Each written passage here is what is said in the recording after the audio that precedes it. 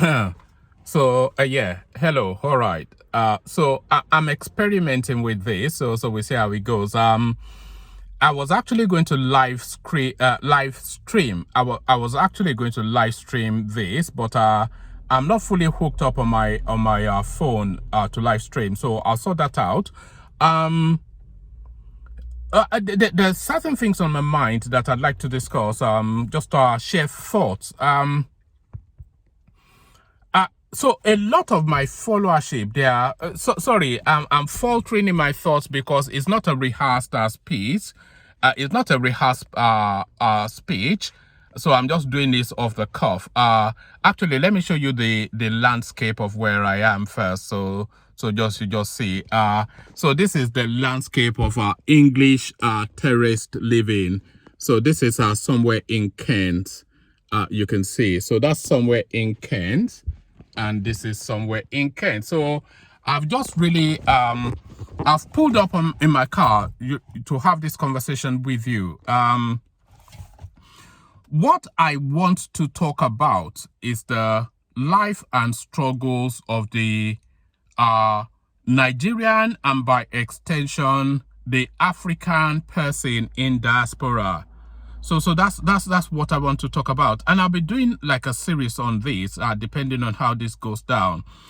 I want to talk about some of the struggles, a lot of the struggles actually that we have as people in diaspora, and not by people, Africans in diaspora, are contending with a system that is not geared towards our advantage. Because of course,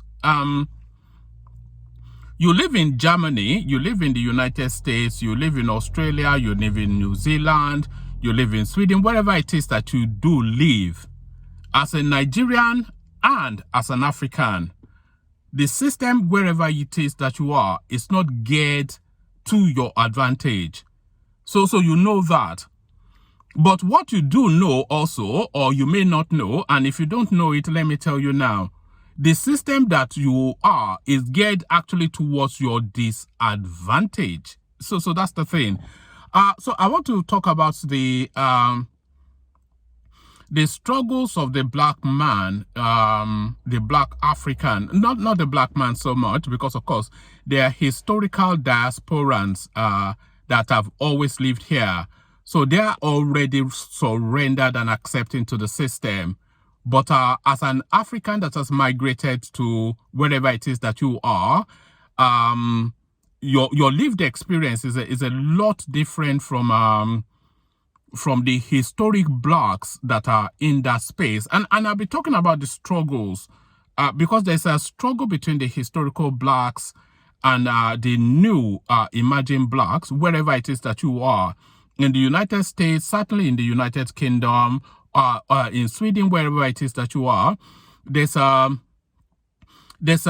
historical battle between the newly emerging black population and the historic population, which I will loosely term as the Jamaicans, because that's the history where I am in the United Kingdom.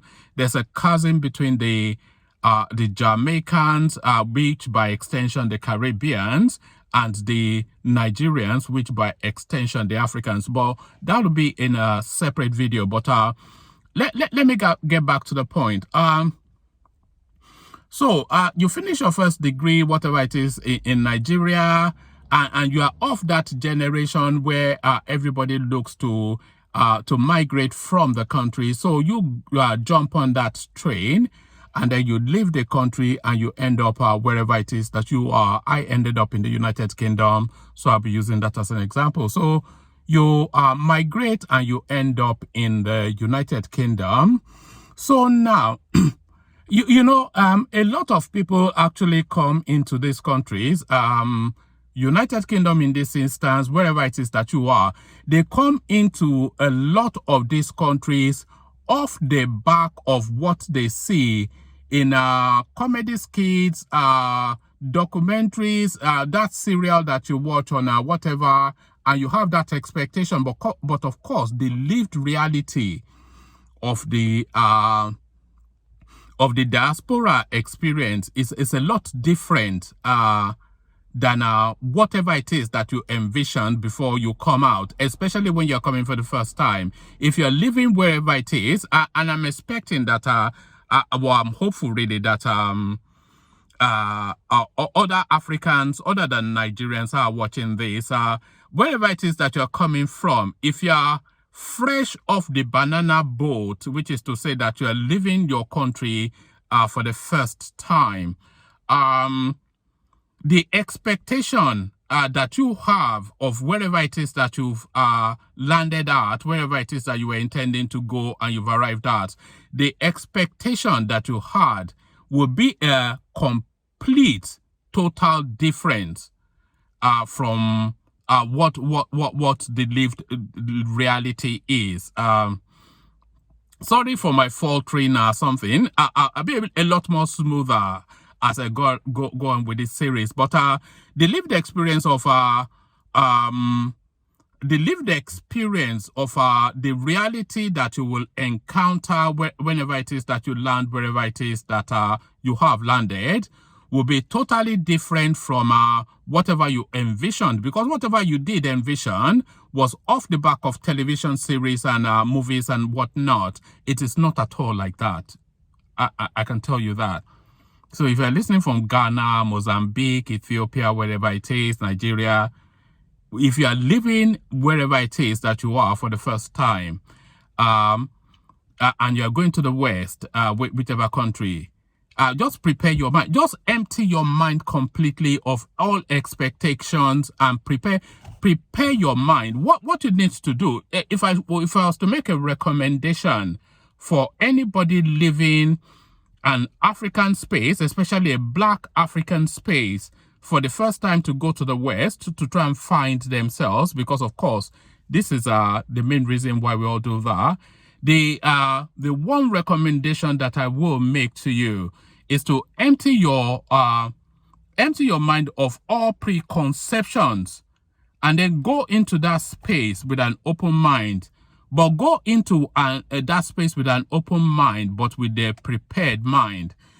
Because, of course, the lived experience, wherever it is that you're going to, and if you're going to an English-speaking country, the lived experience will be totally different. The first thing that you will contend with is the way you speak. Do you understand? The first thing that you will contend with is the way you speak. So you go in there, you think you're a good English speaker, you're a good French speaker, you speak Portuguese excellently, whatever it is. And then when you end up in that space, of course, the lever between your understanding of that language and the accent that you use to present it, you have to overcome that first. So that's the first lever you have to overcome. For an English-speaking person, so you end up in wherever, US, UK, and then of course you say hello, and then they say, oh, so pardon me, and then you say hello again, and they say, oh, I'm sorry. Then you say hello again. They're still struggling to hear what you're saying. And then because using England as an example, because the English are so polite, they'll say, oh, I have difficulty with my hearing. So can you say that one more time? And then you then have to make that decision now, because you are now somewhat in the cusp of being embarrassed. You have to make that decision then to slow down your speech pattern, and you say, hell, oh, do you see? So you have to leap that accent chasm first, and then when you leap that accent chasm, that's your smallest hurdle that you have to overcome, because there's a lot of presumption about who you are. Because in the UK, for instance, they have a single narrative about the totality. That's starting to change, by the way, but they have a single narrative or they used to, let me say that, they used to have a single narrative about the totality of the narrative of the Black African person. Some gumless, knuckle dragging, stig of the dump sort of element. So that's how they traditionally see you. but that's starting to change, of course. And the changes, by the way, is a distinction between a Nigerian and other Africans, because they are starting to make that distinction. I am Nigerian, of course, so excuse me for blowing my own trumpet for a moment, but they are starting to identify, just through education and the potency and push of the Nigerian, they are starting to identify that maybe these people are a bit more punchy than we thought. But no, there's a lot of assumptions made about you. So there's a lot of assumptions made about you, and then you have to continue to battle that assumption as well. So a lot of battles that you have to go through. And in the course of that battle, there's a point in time that you somewhat start to lose that will to fight.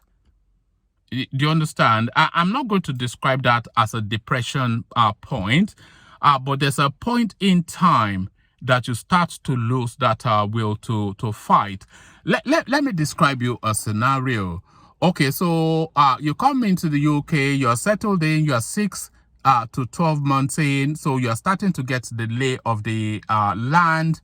You get yourself an apartment, so your neighbors don't like you. They say, oh, are you cooking curry? There's always the smell of curry coming from your house. So that's your white neighbor, by the way. That's already your neighbor poking at you. So you already have to defend even how you live within your own flat or your apartment or your semi.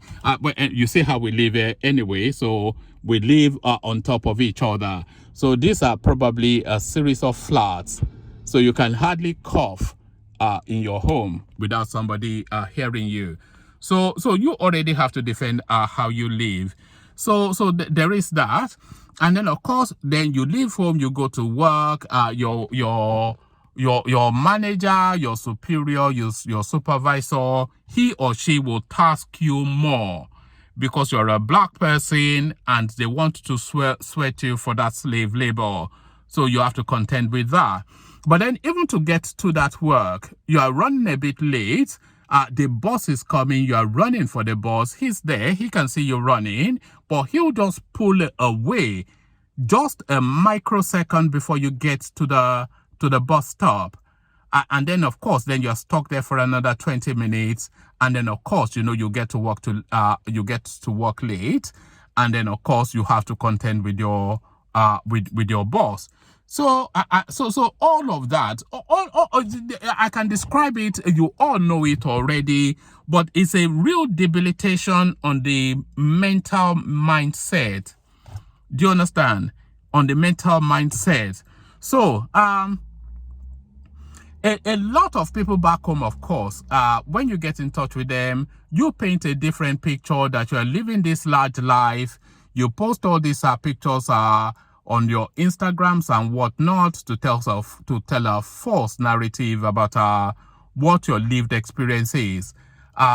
So this is really the situation that we find ourselves. So,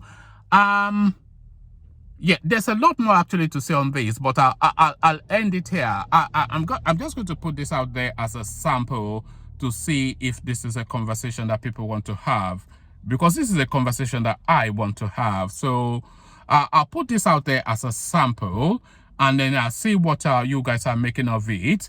And then if the feedback is sufficient enough, then I'll do a series about life as a Black African in diaspora, because it's quite a thing. It is not at all anything that the people back home think it is. And sometimes I wonder actually if all of us are refugees in this country. Or in these countries, because we're spread all over the place. Sometimes I wonder if we're all refugees in these countries, because, you are in that country, you're making whatever currency it is that you are making, you are sending X, Y, and Z amount of money back home to help your cousin, your nephew, your mommy, or whatever. So you are stuck in that slave labor sort of thing. And you are painting the image that you are better off than the people back home, but in reality, the people back home are probably better than you. at least their lived life, their life experience is a lot better than yours. So all of that, there's just so much on my mind around this sort of topic. I want to open it up as a space that I want us to enter for discussion. So, like I said, I'm going to put this out, see what you guys are making of it, and if it's anything that you're interested in having, even if you're not interested, by the way, I'm going to be popping it out because it's on my mind and I want to discuss it. So let me see what you are making of it. It's somewhat of a ramble, and is there. I'm just trying to link it together. I'm not quite sure how much it does link together, but I'm sure there's somewhat of a coherence there. So let me understand how it coheres for you. So when I do this next, I'm going to speak about the long-standing Black African, using the Nigerian as an example, who has been abroad for that long and is always promised himself that he will go back home at some point. But rarely ever does that happen. I suspect in 8 out of 10 instances, that never happens. You end up being buried wherever it is that you are. So I'm going to speak on that as well. But I'll put this out first as a first intro to that space to see what you guys are making of it. And then we'll continue with the series. So let me leave it there. Share thoughts. Peace.